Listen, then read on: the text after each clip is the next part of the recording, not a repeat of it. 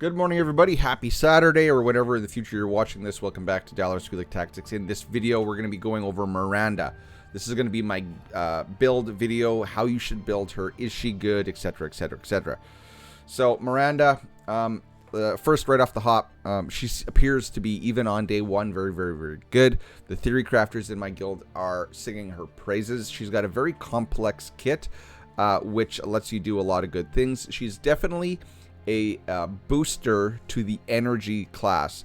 There still is something missing to make energy dominant. Like, they're not dominant like summoners. She's a piece. We're like missing one more good piece to the energy team. But Miranda, it does appear to be very, very good. I would recommend pulling for her if you have the tickets, getting her up as high as possible. She's definitely better than Bada. So Bada was a healer release that just went flat. Her kit just kind of sucks. They've tried to buff her like 3 times and she still kind of sucks. But Miranda, day one, even before they buffed her, was good. And then they're going to buff her this Thursday is when they're going to implement the patch to fix her. So come Thursday, she's going to be even better. So like I like to do on these videos, that didn't make any sense. As I do in these videos, we're going to show you pre-recorded footage that I do on my main account, which is on my iPhone. This account that you're seeing on the screen right now is a free-to-play account on my PC. Cross-platform when? So we're going to show you the pre-recorded footage, which goes over her build, how to build her, how to gear her, and then we are going to discuss... after that, we're going to discuss some video footage of where she shines in other game modes as I turn my phone onto silent. I don't know if you can hear that. So let's dive directly into the build video. Miranda, my Miranda. Let's dive into her. Again, kudos to the Eternal Evolution art department. The cinematic is great as always. They do a really good job on these. We're going to dive into her kit and discuss her kit first before anything else, because it's kind of relevant to everything else. We're going to start with our ultimate, Radiant Field. Miranda, people calling her Mira. We'll just say Mira. Nah, I like Miranda. She deploys basically a force field in a target area that lasts for 7 seconds. When activated, friendly heroes within the force field, gain a shield equal to 21% of Miranda's maximum health. Okay, so she's going to put up a shield, and I guess I should finish reading it. Friendly heroes within the field also take 30% reduced damage from attacks originating outside of the field. Each time, the talent modifier reads, each time an energy or hunter hero in the force field deals damage using skills, deal additional true damage equal to 100% of, I'm assuming, their attack, because it doesn't say Miranda's attack. Now, this is very, very complex. So it's damage mitigation and it's damage amplification. So she's going to put a force field up. You can kind of fit 2 people in it. You want to focus energy in hunters because then they're going to get a big old damage boost. But otherwise, they're going to get a shield equal to her max health, and that is considered active healing, even though it's not really healing like we think of it. They get a big shield, they get reduced damage, and if they're energy or hunter, they deal additional damage. The ultimate is you can place it around the field wherever you want. Keep that in mind, except for the one that is automatic right when the battle starts. Tissue repair. This is her heal. Like that ultimate, there was no healing on her ultimate. This is her only skill that actively heals. It is a heal ability. So Miranda applies regeneration on 2 allies with the lowest HP, which is good. Thank you. Healing them by 7% of Miranda's max HP. So if we just, for instance, take a look at my Miranda, she's at 2.2 million health. You work out the math. She seems to do, even though that it seems low, she does put out a decent chunk of healing with this. The talent modifier reads, this skill has a 40% base chance, affected by accuracy, to basically regenerate 50% more HP. So if you see mine at level 4 regeneration, it's 10% of her max HP. If I can get that base chance to double, well, if I can double it, or you should see there's a 40% chance to regenerate 50% more HP. So if you can get that up to 100% chance to do 50% more HP, she's going to be doing 15% of her max HP at level 4, okay? So, and then also keep in mind the way that they redid accuracy, 200 accuracy will double the base chance of accuracy-based skills. So at 200 accuracy, she's gonna be at 80%. If you can get her up pushing 300, then you have a 100% chance to generate more health. But shoot for about 250. That should be a reasonable accuracy number to hit. So keep that in mind. This is her health. This is her active heal. 2 people at a time. This is a common skill, so it should be going out fairly regularly, but I'm assuming that you could only have 2. Well, actually, it doesn't say a max of 2, so maybe if this skill comes around more often, it can double up on other characters. Her common, this is her damage ability. So Miranda will command her droid companion to deal 20% of her max HP as damage to the nearest enemy. The talent modifier, there's a 40% base chance affected by accuracy. So again, 250, you're gonna get basically almost 100% chance to reduce that target's damage by 30% for 5 seconds. So they are going to be hitting you a lot less, because it says it targets the nearest enemy, which is probably going to be the one coming for Miranda. So this is a way for her to kind of mitigate her squishiness in a way. And her passive, this is what makes her kit really go. So at the beginning of battle, inject 1 ally with a compound that increases their attack by, well, if you look at mine at level 3, 20%, increases attack by 20%. It'll prioritize the hero with the highest attack. So if you're running this with energy heroes, it's likely going to be Luke, right? Because Luke is an attack-based hero. So you're going to buff Luke's attack by 20%. Plus, if he's in a shield, he's going to be doing true damage equal to 100% of his attack. So that, you can see how this kind of stacks. There's a lot of multipliers here in combination with other skills. And that lasts the entire battle. So it's going to happen right at the beginning. That character is going to get an immediate attack boost for the entirety of the battle. When that hero dies, they basically come back to life. They regain all their HP, which is kind of redundant. They're invincible. They get max energy, and 3 seconds later, they die. So basically, if a character like Luke dies, comes back, he gets 1 big mollywop chance to do his ultimate again, and then he's dead, right? And it's attack is 20%, blah blah blah. The talent modifier reads hero damage increases by 20% while they are in the suspended death state. So again, 20% more. So she's going to inject, say Luke, or I'm just going to say Luke because that's who I'm seem to be doing most often. I'm going to eject Luke. He's going to get 20% increased attack. And then when he dies, again, 20% more damage on top of that. If he's in a shield, then he's going to get what, 20%? Is it 20%? 21%? No.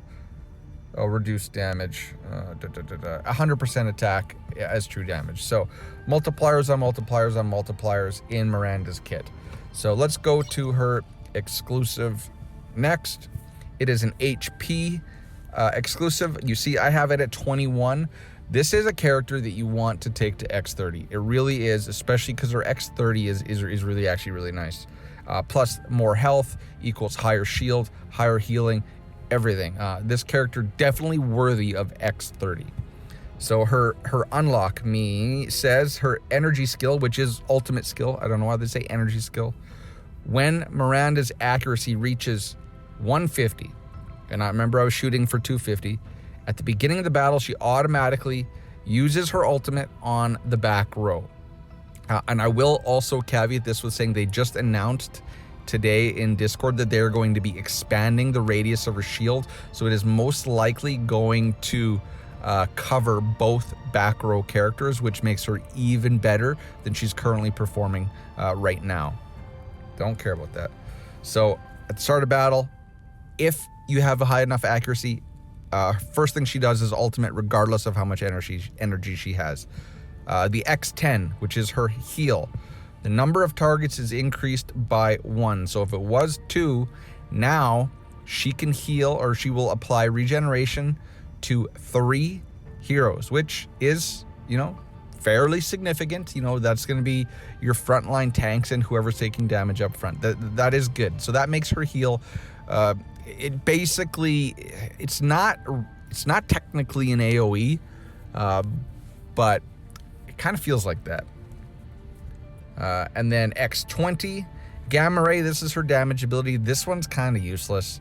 Has a 40% base chance, blah, blah, blah. Again, affected by accuracy to increase the damage received by the target by 20%. So you're 40% base chance. That basically means it's going to be near 100 if you have 200 accuracy. Well, it's 80% if you have 200 accuracy. Her damaging ability is going to increase the damage received by the nearest enemy to Miranda, and it's also going to decrease the damage dealt by 20% of the nearest enemy to Miranda. So this is a pure damage mitigation amplification skill. Her shield, her whole kit is damage amp, damage reduction, right, to her whole team, and throw a heal on top of that, and add the shields, which you can use, like if you're running her with assassins, you can make use of Chaos Chip, blah, blah, blah, blah, blah. All right, but you're probably not going to do that because you're going to pair her with energy. And then her X30, Compound of Life Enhancement. This is her passive. When accuracy, it reaches 150, right? An extra teammate with the highest attack will be selected for Compound Injection, which, remember, ramps up their damage, gives them a cheat death, gives them basically a Hulkbuster mode for 3 seconds when they come back after they die. So if you think about how this is going to work, so on an energy team, if you can manipulate Nord's attack to be next highest, like the second highest or first highest, you can give him 1 cheat death with a big old boost to damage, etc. the whole time. So, we usually build him for crit rate with Marauder set, and the Marauder set's really nice because of the lifesteal. But maybe if we through testing, I don't have her at X30, so I can't test this, but maybe we can run him with attack gloves on a Marauder set, bump up his attack, since although I do believe Marauder is a crit bonus set. You really can get cheeky here if you tinker with the numbers. So this character is a theory crafter's dream. We're going to briefly talk on the talents. She's an SSS, do everything. I did everything except for the really expensive attack ones, right? So just do everything. You don't really need to do the attack because her attack skill, I do believe, is based on her HP. Yes, there it is. Deals damage based on her max HP. So really, I could have saved myself a little bit and not did the attack one up here, but it's only 30, right? This is the cheap one. I think it costs 10 soul potions each level, so that's hardly anything. There's no attack ones further up, so I just skipped this one and just went for the defensive stats. You need at minimum, you need all of the HP sub talents to wrap up her whole kit. So talents, do them all. These ones, I don't know, the damage ones you don't need. If you do have her at very, very high levels, definitely go for the PvP damage reduction ones, right? Okay. Now let's talk equipment. So there is potentially 2 ways that you can gear your character. If you want, if you don't have good abundant, you can run her all vigorous. But actually, no, don't do that. Don't run her in full vigorous. either run her this way or we'll discuss one other way after this. So she is a healer. She does have that one heal, but it is a common skill, so it's going around repetitively. I will put up an infographic on the screen right now of a damage comparison between the two sets of gear. All right, okay. So the abundant win, in testing the abundant win, let's just talk about it. So the other thing you can do is you can run, just kind of like Pandemonium, you can run a full Hawkeye set, right? 3 Hawkeye by 2. You can run HP hands, HP head, and HP boots. This, running this set like this, as you see, versus an abundant, I get a big bump up in accuracy and health. So you can gain more stats in accuracy and in health by running a full Hawkeye, right? But Vigorous, while having less accuracy, while having less health, actually puts out more healing, as we saw in the infographic. I repeated it on a consistent battle that kind of went similar every time, and the abundant did put out higher healing, and that's like active health, like shields and regeneration, than running a full Hawkeye set. So use what you can. I'd say these are the 2 viable ways you can gear her. It'll be HP hands, HP head, HP boots if you're running full Hawkeye. If you're running abundant, you want to run HP hands, accuracy helm, and HP boots. So that's how you want to gear her. As you see with guild tech, I am running, if you want to shoot for 250, I'm currently running, what is that, 204, right? 204 accuracy, but I can tack on another 10, so I'm going to be about 214 once I get that last level, that last 5 levels on my accuracy, my guild tech. I'll have that after this guild hunt. So that'll put her at what, 214. That'll be like 83% chance to get 50% more healing, more damage from her damage ability, everything that's affected by accuracy. So that's the deep dive into my baby Miranda.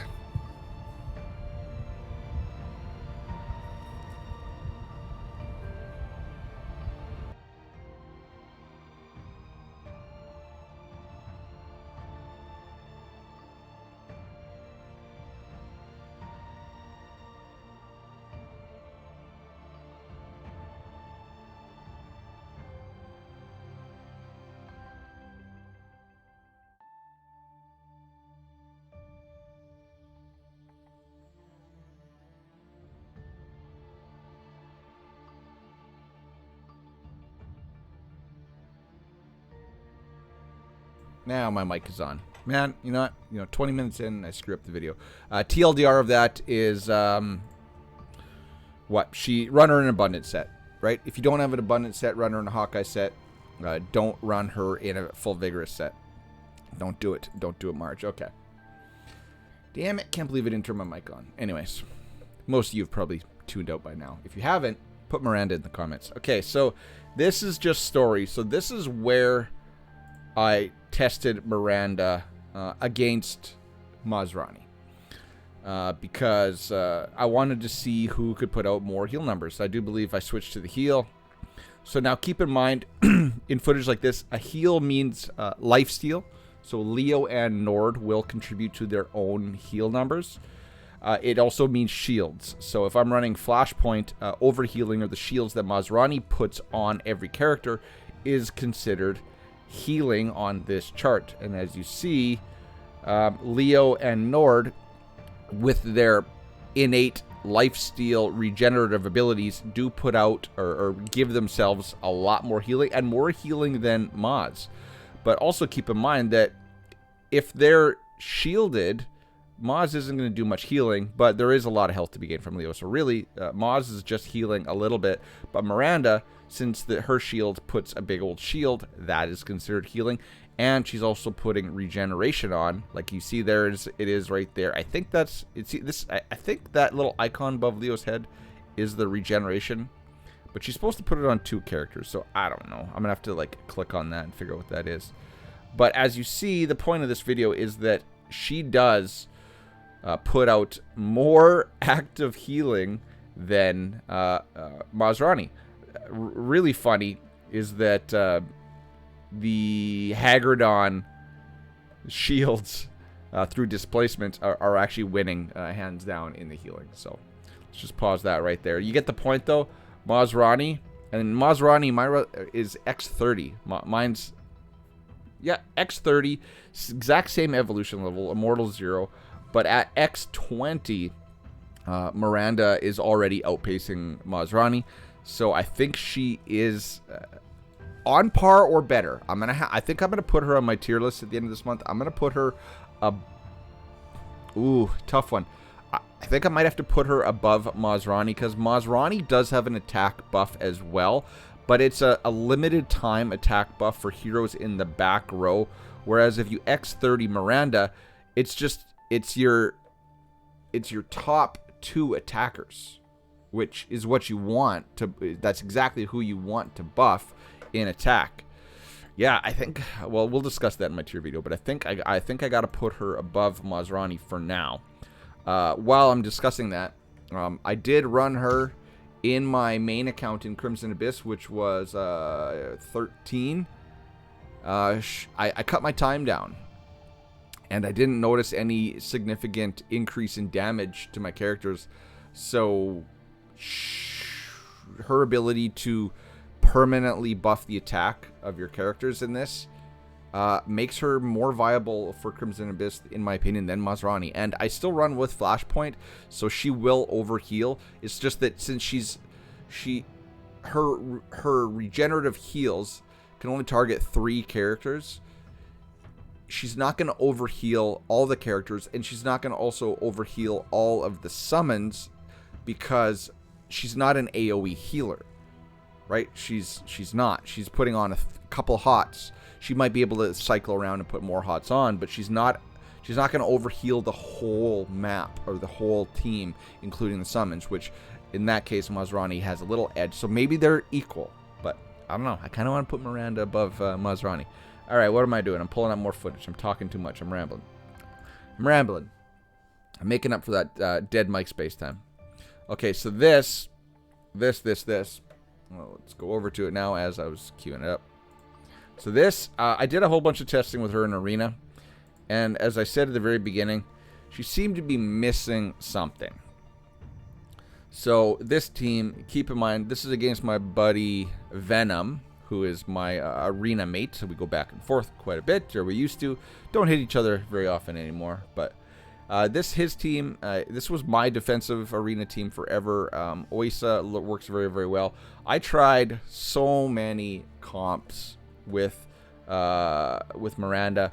Actually, there's a weird comp. If you put Ravenna out front and then put Nord here and put Rez here, Ravenna gets off a bunch of ults and kind of cleans up the ads or the summons as they come out, just buying time for Luke to be killing people and for Rez to power up Nord. That comp works really well, but this is like basically kind of like a typical comp that you're going to want to run Miranda with. You're going to want her to slot her into, at least for Arena purposes, PvP purposes, you're going to want to slot her into the energy faction team, just given how much she buffs energy characters that are in her shield. Now, on Thursday when they buff her shield, if I put her like front line, she's going to throw a back line. So if I had like Ravenna back here with Luke, both of them should be covered by the shield. Both of them are going to receive the damage amplification at X30.